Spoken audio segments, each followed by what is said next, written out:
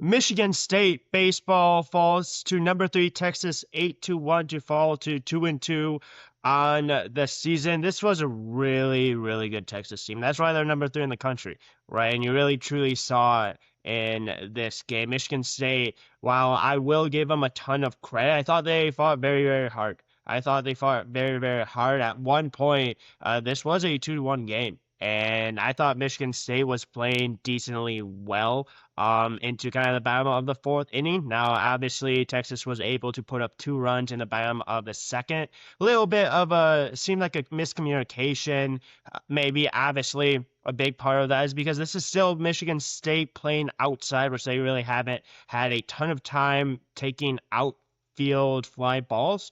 So I don't want to say that this is going to be something that's going to happen for a while because I think they're still kind of getting used to this a little bit. But I thought even after that, Michigan State was able to respond pretty well with a 2-out base hit by Ryan McKay. Only run that Michigan State was able to put up in this game. They had 5 hits on the day, but full on credit to Rojas for Texas. I thought he was great. I thought he was extremely good with his command. His stuff is absolutely legit. His breaking balls are legit. 10 strikeouts, only 1 walk, 6 innings. When you go up against him, when you're really going up against this Texas starting rotation and pitching staff overall, it's a really good pitching staff. At least it was last year, right? Like that was Texas's kind of biggest strength last year was its pitching rotation, was its bullpen. And you truly saw it in this game. I thought Michigan State had at bats where they bowed. They didn't really get to Rojas too much outside of the one RBI by Ryan McKay. Wasn't really able to get to many at bats where there's 3 balls on them. I believe there was like maybe a handful, and I think it took until like the 3rd or 4th inning maybe to get to that point. I thought obviously Rojas deserves a ton of credit for that. I thought MSU was also aggressive in their hitting as well. They were able to get a few base runners, weren't obviously able to bring them home. But I thought that Rojas just deserves a ton of credit in this one for pitching as well as he did. And then obviously, once Texas ended up going up 4-1, really the offense for Texas started going. We saw really the power of this Texas offense. You have to give Barba, Mendoza, Pack Jr.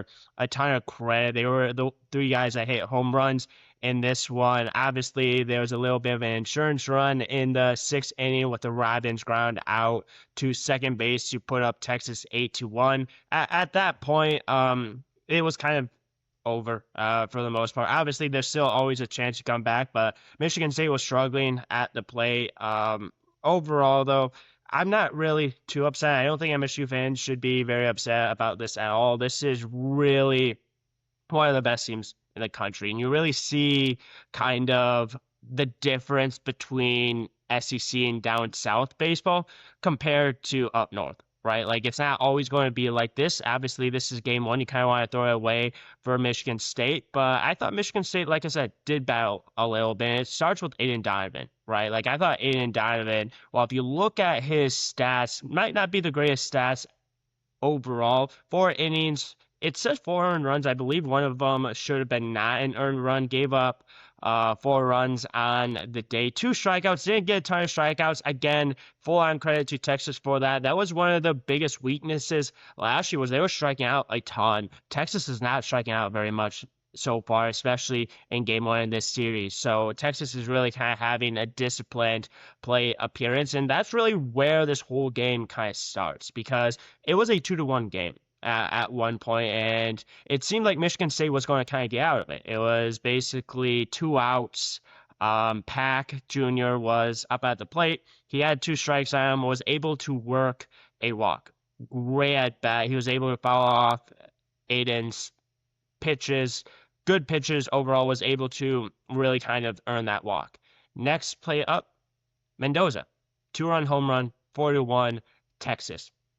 Next inning, 2-run home run. 6-1 in a matter of 2 innings. If you're going up against the number 3 team in the country, you need to be able to put these guys away. Now, I think that again leans more credit to Texas because I thought Aiden Donovan had some really good pitches and he made mistake pitches, right? Like every single pitcher make mistakes pitches. He realized when he threw that pitch when Mendoza was able to get the bat and the ball, he knew it was gone. And I'm sure if you ask Aiden Donovan, he probably wouldn't be necessarily super thrilled about his performance, but full on credit, I thought Aiden battled very well. I thought he battled out there. I thought he just made a few mistake pitches to some of the best players that Texas has, and Texas was able to just really take advantage of that. And that's a big reason why Texas was able to kind of blow this open. They just have, like I said earlier, they just have a ton of power. They have a ton of speed as well. You really saw overall kind of that speed in the first inning, right? Like it was really because of that speed they're able to put up a run. But also, if you look at Michigan State, did a really good job of being able to hold Texas to a run. That speed, that power is absolutely legit. Texas absolutely deserved this game. And just overall, I think this is one of those games you throw away if you're Michigan State. A ton of strikeouts. You can't strike out as much as you did in this game. 14 strikeouts on the day. I do think, again, it was the pitching staff, but also a little bit of kind of aggressive hitting that Michigan State had. But 14 strikeouts on the day is not good enough compared to only one walk. If you're going to do that, you're not going to win a ton of games unless your pitcher is basically throwing a complete shutout. And unfortunately, this one, Michigan State did not get that. I thought Michigan State has a way to go going into this game today. I do think obviously every game is a little bit different. I felt a little bit different watching Michigan State against Louisville. I thought Michigan State against Louisville, for the most part, you could see somewhat close similarities between both of those teams talent-wise. Just overall, kind of like I didn't feel like Louisville was like that much stronger, that much faster. Obviously, Louisville is a really good team. It just is a different beast, in my opinion, down south. And this is a number 3 team in Texas that is 5-0 on the season right now. And MSU is 2-2. I think if you're a Michigan State fan, you're still taking a 2-2 start to the season.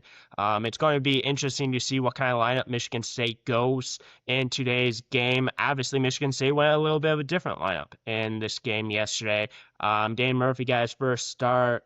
You also had Kamari Thomas gets starting center field as well. I'll be interested to see if Michigan State kind of goes back to more of that lineup that they had in the first series against Louisville, but it could be dependent matchup as well. But yeah, Michigan State ends up losing 8-1 in this game against Texas. MSU looks to bounce back in their game later today. We'll see if they do that. We'll talk about what happens. But if this is something that you enjoyed, feel free to like, subscribe, comment, all that kind of stuff. Thanks for tuning in, and tune in to the next recap of Michigan State baseball.